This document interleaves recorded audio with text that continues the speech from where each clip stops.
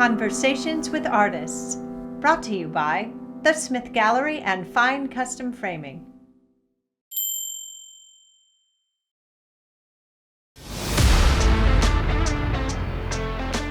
Hi, and thanks for dropping in.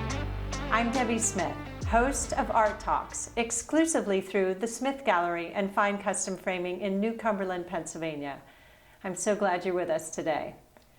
So, when I designed Art Talks, the reason was I wanted it to be a symbiotic relationship between the viewer and the artist, so that after you view the art or take it home for its forever home, you still can remember this conversation that we have.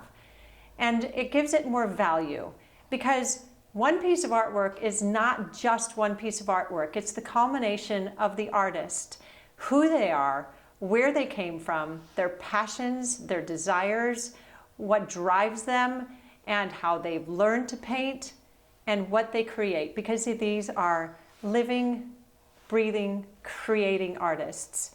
And from that, I believe that we as a people, it raises our vibration.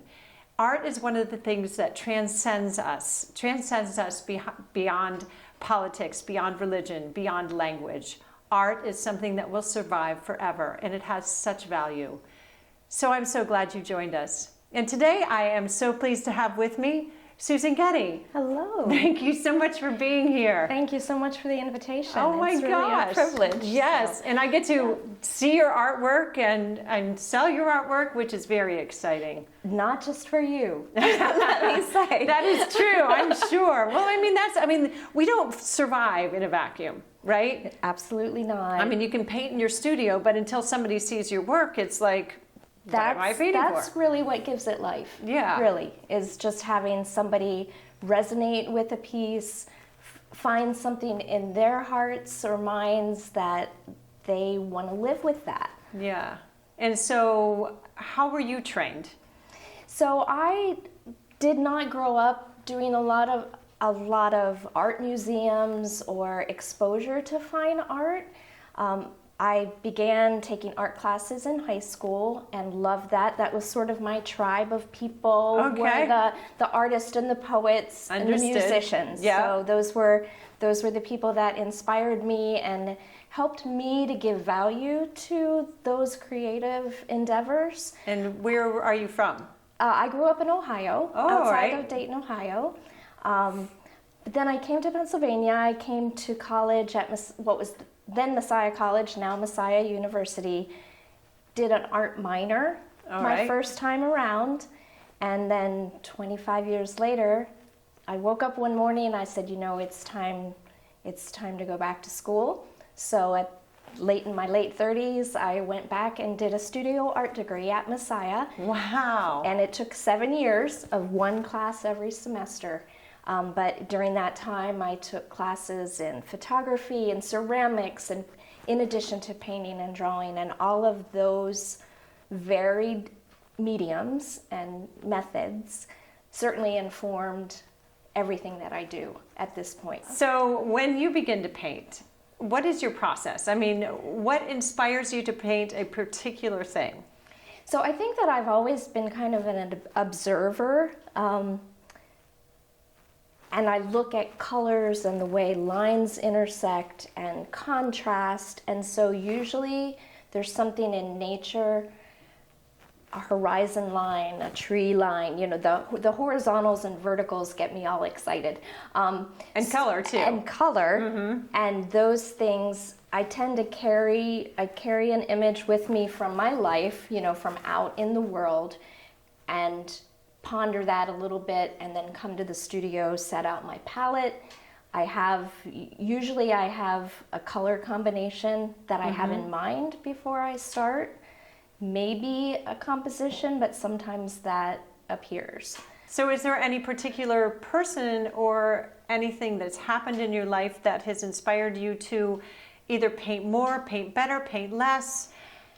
So I started out life more as a very casual artist, visual artist. I was more of a writer. I write poetry. Oh. And back in the late 90s, before the turn of the century, we'll say. Which century? My husband kindly sent me to a workshop in New Mexico. Oh. And this was really a turning point for me because I thought that poetry was my medium. But my sons and my husband encouraged me to paint while I was in New Mexico. So I signed up for the painting portion of the workshop. And it was there that I met a lot of different artists. And what I thought was the stereotype of who an artist should be broke down because I met lots of different kinds of people and said, okay, I really am visually oriented and it's okay for me to claim that identity. And so it was soon after that I ended up going back to school and just really diving in and embracing visual arts. I still write poetry, but... Well, maybe you're an poetic artist, meaning that it's the poetry of the painting that you bring out. Yeah, I think that's true, Debbie. I mean, if you look at my work, they're not novels.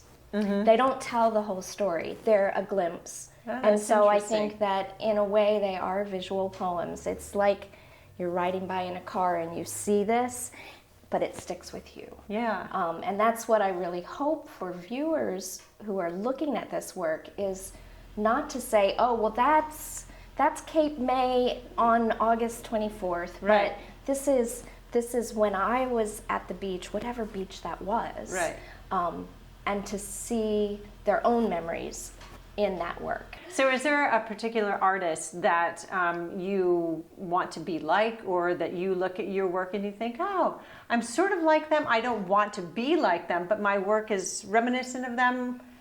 Well, I've been told, and not so much in these paintings that you're seeing, but in portrait work or in architectural work, Cezanne has been super important to me. Van Gogh, color-wise, has been really instructive. I will say probably that the community of artists that I engage with at any given point is extremely influential. So the students that I worked with when I was in school, the professors, anybody who is in the process of making art, there's something to learn from.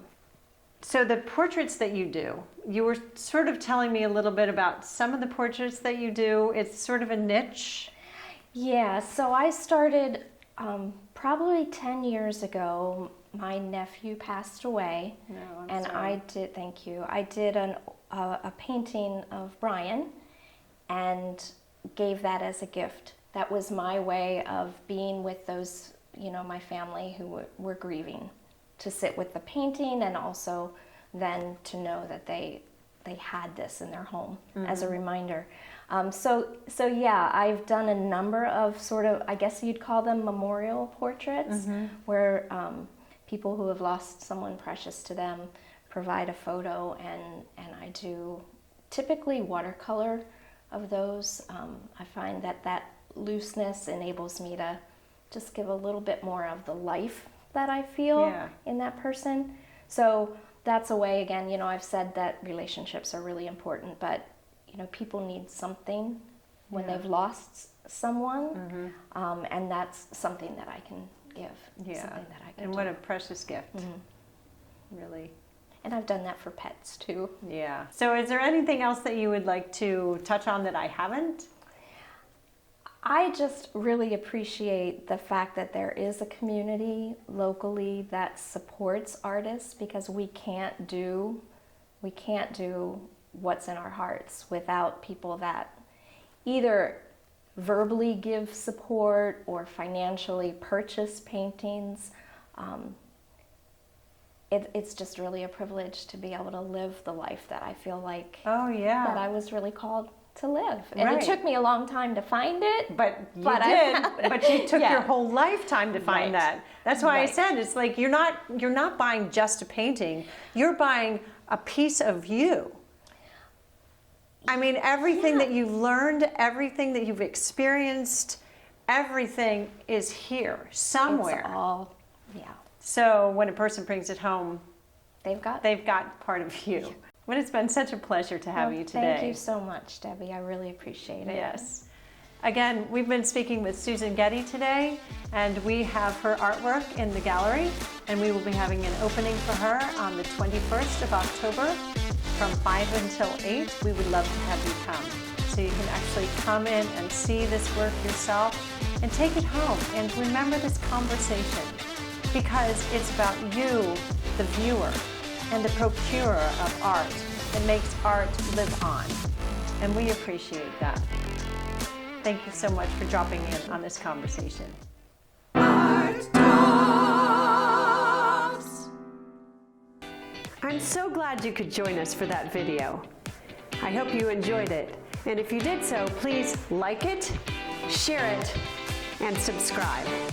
And if you'd like to receive notifications when we drop our next video, just hit that little bell next to the subscribe.